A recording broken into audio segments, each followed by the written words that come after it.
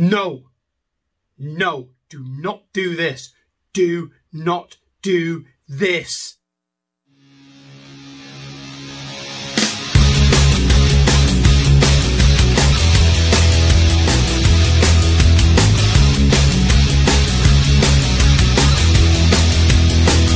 Right guys, so welcome back to the channel. As you may have gathered by the thumbnail and the intro of this, this is 10 mistakes I have made in the hobby and I don't want you repeating the same.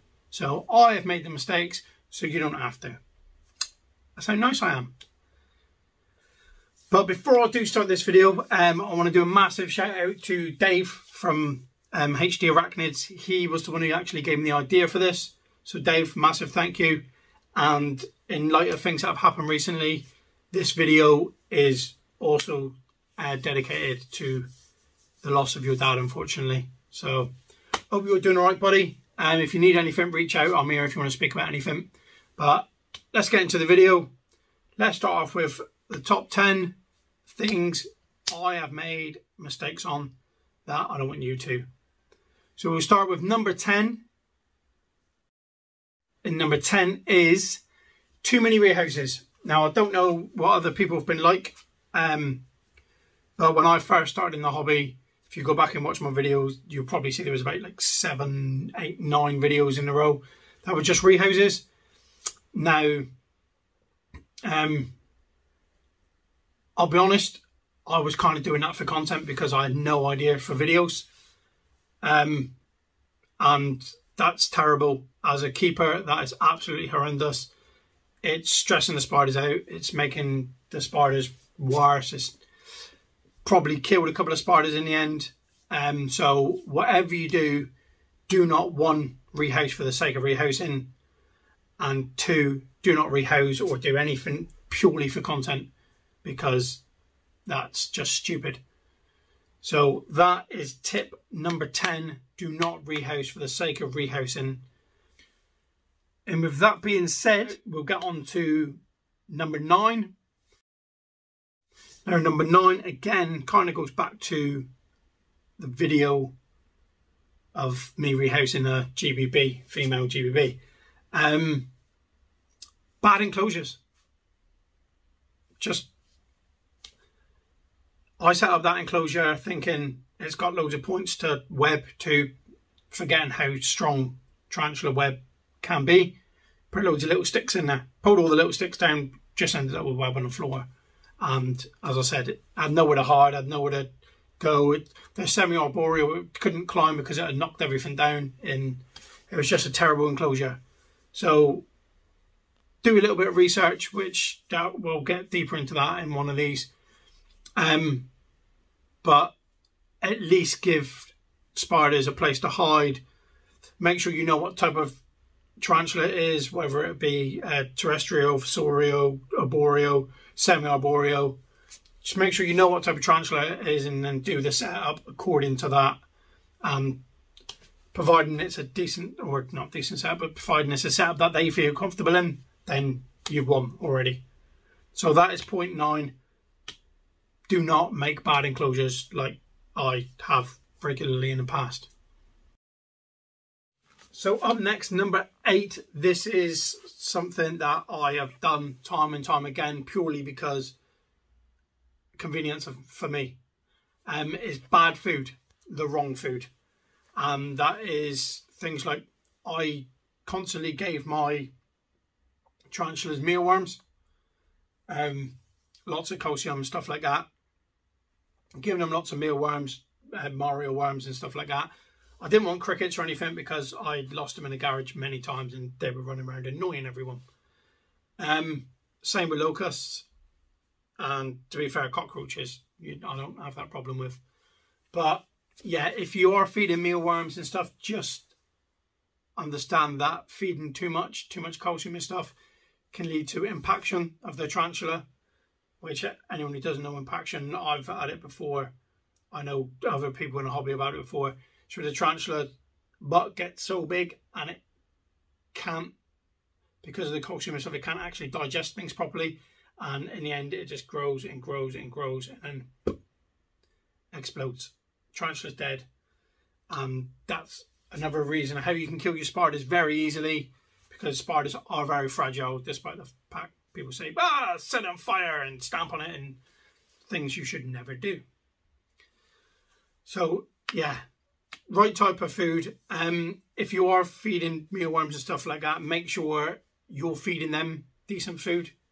Don't just buy the pre-packed tubs and then be like, oh, that'll be all right for the rest of the month or whatever. Try and feed them stuff that'll give them like vitamins and minerals, because anything they eat, your spider then eats them, your spider then gets those minerals. So number 8 is the wrong food, or bad food as it is. Now number 7 kind of carries on from number 6. It's overfeeding.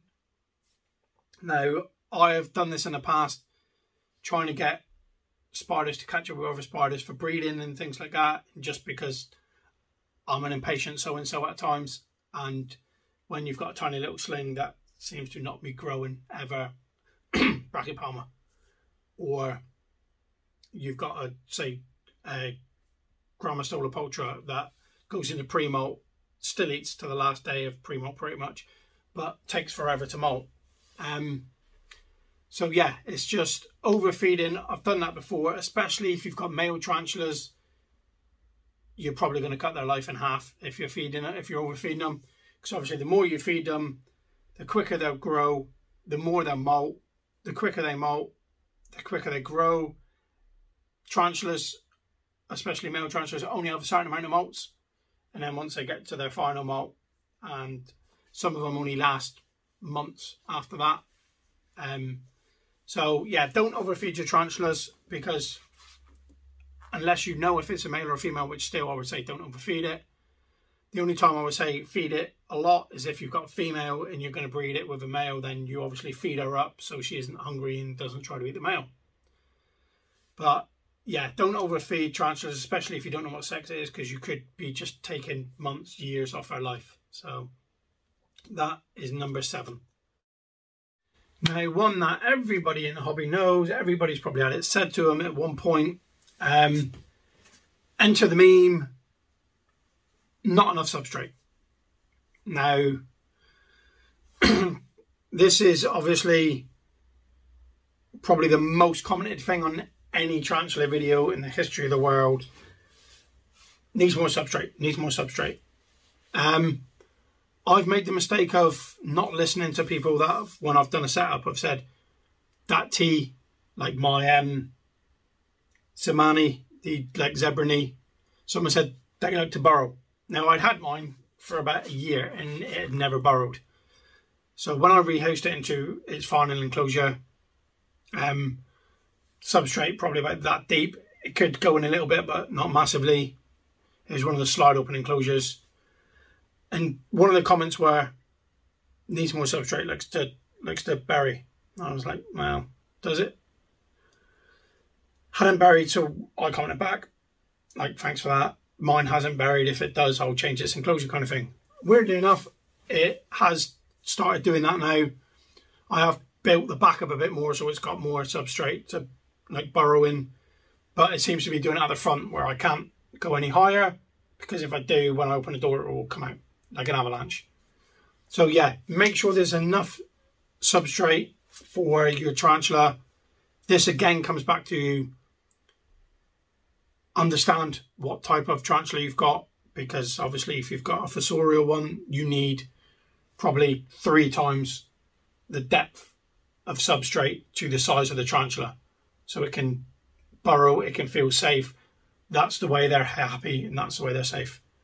So make sure you've got enough substrate. I, for one, in the past haven't, and to be honest, some of my enclosures probably still haven't. But the ones that haven't are things like GBBs and stuff that, as I said before, semi-arboreal, so they will web up high and kind of just live in a web. So that, it doesn't matter too much, but make sure you do your research to find out how much substrate you should be putting in for the tarantula. Number 5 is one that I did many moons ago.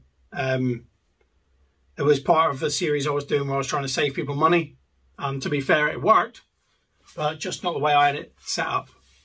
So this is going to be direct heat sources. Now, anyone who's put a heat mat on the back of an enclosure, now I picked 2 enclosures up with tarantulas in from my friend in work, and I didn't even know he kept them. And then when he was like, can you look after them? I don't really look after them. I literally chuck a handful of locusts in once a month and leave them. So I was like, yeah, no problem. When he brought it around, there was heat mats all around each side of the enclosure. Anyone who knows about the heat mats and how warm heat mats can get, especially the ones that were on this enclosure, if the spider's climbing up the glass, it's going to be burning his feet. So you need to be careful when it comes to direct heat sources. The thing I made a mistake of was, if you go back and see the series I was doing, anyone who knows tubular heaters use next to no electricity, really cheap to run. They can get warm, and if you've got them above your enclosures, then that's fine, as long as it's about that much distance. It's not too hot, even if you've got it set on max, but it'll keep a whole shelf warm. But yeah, the thing I didn't think of was the tarantulas on the shelf above that had heat coming from above them with a decent enough gap. That was all right. Didn't think about heat rising, going through the wooden shelves I had, straight through the bottom of the enclosure. So they were getting heat from both sides. So what I was doing was pretty much baking the tarantulas, which when I started to realise that some of them were going very sluggish, that weren't normally sluggish, I thought, I felt, it was only when I was taking the tarantula off and I actually felt how warm the top of it was, I thought, right, crap, I'm going to have to get this off. So that's another one. Direct heat sources is kind of a no-no. If you're going to use a heat mat, either put it underneath the substrate, but then be careful if you moisten the substrate how quickly that's going to dry out due to the direct heat on it. Or try and use the cabling. You can get the heat cables where you put them, the closer together are, the warmer they are, because you can do that. You can put your enclosure against it and then bring it back, so you know you're getting the heat, but you know that there's enough distance in between it. So that one is pretty much that one. Do not use direct heat sources. Do not cook, do not boil, do not fry, do not anything tarantulas. Now, number 4 kind of ties into one I was saying before about overfeeding, and this is feeding too soon after a molt. I've done this a couple of times, again, kind of trying to rush a tarantula to grow, which, as I said before, don't do. That was a stupid mistake I made a long time ago. Haven't done it for a long time. Won't do it in the future. But yeah, I've seen other people do this in videos, and I've done it myself, which is they molted like 6 or 7 days ago. You think juvenile's probably going to be all right. Chucking a cricket or something, and then you come back and the cricket's trying to eat the tarantula. I have had that happen to me. I've also had it where the tarantulas killed the cricket and then not eaten for ages because it hurt its fang while it was killing the cricket, because it was still too soft. So do not feed your tarantulas too early after a molt. My rule now is, if it's a tiny little sling, I leave it about 6 or 7 days. If it's a juvie, I leave it 10 days, maybe longer, depending on the size of the tarantula. Sub-adults and adults, I leave like 2 to 3 weeks before I even think of putting anything with them. So do not feed them too early. As I said, what I've just said is a rough guide. I'm not an expert in this, hence why I've made all of these mistakes. So please don't feed your tarantula too early. It can harm the tarantula. It could kill the tarantula. And 2, it would just stress the tarantula out when it doesn't need to be stressed. So please do not feed them too early after a molt. 3, now this is going to be a bone of contention for some people. 3 is handling tarantulas. Now, my personal opinion on this is up to the owner. It's up to the owner. If they want to handle a tarantula, there are videos out there that will show you the correct way. Now, I don't believe in this pushing it down, picking it up like that and then putting it on yourself and letting it walk. That just stresses it out. I try not to handle mine. The only time I handle them really is if I've not really got a choice and I'm rehousing them, and if they come out the enclosure and fall off the enclosure, they're going to splat on the floor. Then I'd put my hands out to try and stop them. And the only other time, which was Canelo, my old tarantula, I kind of used that one to help people get over the fear of tarantulas, which again, handling's not great, but Canelo was as relaxed as you can get. I'd literally just put my hand out, little tap with the other hand. I wouldn't even use anything. I'd literally just tap on the back leg, walk out straight on my hand. You just chill there. But my mum was always petrified of spiders. She let me get a spider many moons ago, but then wouldn't go near my room. So as you can imagine, it just became a big mess. But yeah, she held Canelo. It's the first time she's ever done anything like that with a spider. She's now a lot more confident with spiders. And my wife is petrified of spiders, and it's kind of rubbed off on our children. But as I'll put up here, there's a picture of I think he was 4 at the time, he's now 6, holding Canelo the tarantula. And I've not let my 4-year-old that I have now hold any tarantulas yet, purely because I don't think any of them are relaxed enough for that. Especially with him, because he would probably try and poke them in the eyes or lick their legs or something, because he's weird. So yeah, handling is up to the people, but don't, for the sake of a video, I'm going to handle an OBT or a P Metallica or something silly like that. Even common species like Brachypelma homore, like I have used. Firstly, know the temperament of the spider. Secondly, test the mood the spider's in, because if it starts kicking hairs, you don't want to be picking that up.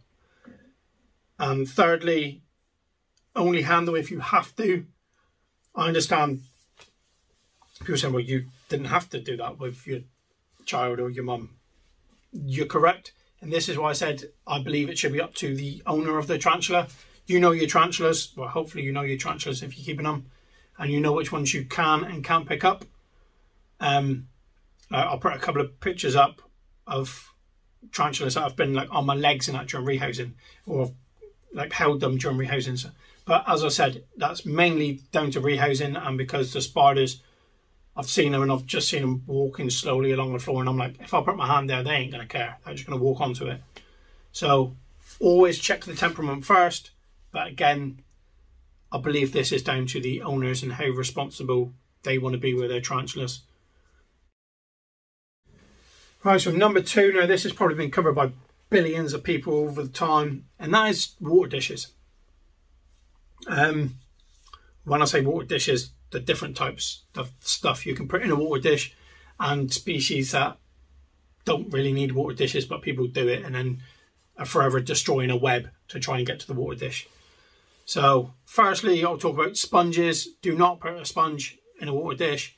It's pretty much a breeding ground for bacteria, and not only will it bring problems with mold and bacteria and everything else, chances are if your spider starts trying to drink from it, yes, it'll get water, but that water will be like contaminated and you'll probably end up killing your spider.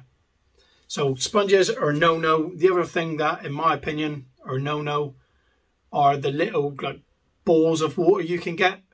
The amount of times I've seen people use them and then they're like, oh my God, how do I get this ball of water off of the tarantula's fang? Simple. Don't use it. They're stupid. I don't know who said they were for spiders. They're not for spiders. Don't give the wet ball things to spiders. Just give them water if you can. Give them bottled water. I know not everyone keeps bottled water. I do keep the odd bottle around, so I use that as much as I can for spraying. I've used tap water sometimes.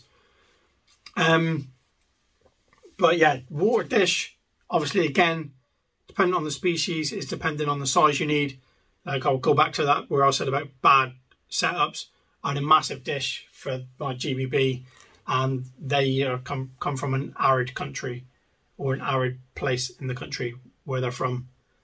So make sure you know the spider. I've said this all the way through, which is going to lead into the final one.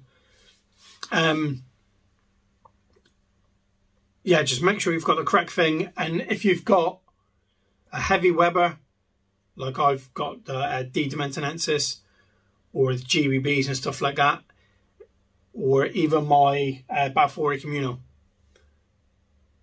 they don't have water dishes. Simple as that. I had a water dish in my D. dimensionensis, and I used to open the web quite often with the tongs to put water in there. And then I saw a video, and I can't think who, I think it might have been Richard, Tarantula Collective, and he was saying, because of how strong the web is, just put water on the web. You don't need to. So I stopped doing water dishes for some of the tarantulas, depending on the tarantula and the web and everything else. So now I literally spray the Balfouri web, and you can see them coming out and drinking off it. And same with the D. dimensionensis, and every now and then I put a little tiny water dish in with a GBB in a corner where it hasn't webbed yet. Once it webs the enclosure, I'll do the same. I'll just be spraying the web so it can drink off that. So yeah, you don't always need a water dish depending on the tarantula, but if you do, make sure it's the correct size. Like if you've got a H. gigas, chuck in a fish tank. They can swim. They're class. So make sure you know the tarantula, you know the size of the water dish it needs. Tarantulas, believe it or not, people are like, oh my God, they're drowning if the water dish is too big. If they're stupid and they don't try and get out, yes, but if you've held a tarantula skin, you know how light, or if you've held a tarantula, you know how light they are. They don't sink. Tarantulas kind of float. There are lots of videos out there of tarantulas that actually are swimming in big lakes and stuff. So they're not necessarily going to drown. Is there a possibility of it? Yes, there's a very slim one. But just make sure you know what type of water dish you need for the species. Simple as that. Right guys, so that brings us to number one. And number one, as I've hinted at a couple of times, is people that don't do enough research. They're going, oh, that tarantula looks cute, I want to get it. Oh, that tarantula, I'm going to buy it. Or just see a video on YouTube and go, oh, tarantulas look easy to look after, I'm going to go buy one. Please do your research, not just with tarantulas, with any animal. It is a life that you're looking after all. So just make sure you do your research. Now, the issue at the moment, and if anything, it's getting like more, the waters are like muddying a bit more, is there are so many YouTubers out there saying this is the way you should keep a tarantula, this is a way, and then you've got their super fans. So you could have, say, Tom Moran say this is how a care and husbandry video for this tarantula. Then you could have, say, Richard the Tarantula Collective saying this is how I do it, and then someone from Tom's could be like, no, you're wrong, or the other way around. Or it could happen with Petco, it could happen with Tarantula Dan, it could happen with Gar from Arachnotube. These are the people that I've seen do husbandry videos and stuff, and Alex from Tarantula Haven. Now, I'm not saying any of these people are right or any of these people are wrong. To be fair, I kind of just pick bits from different videos. The videos I've just named, the videos I've been to look at in the past.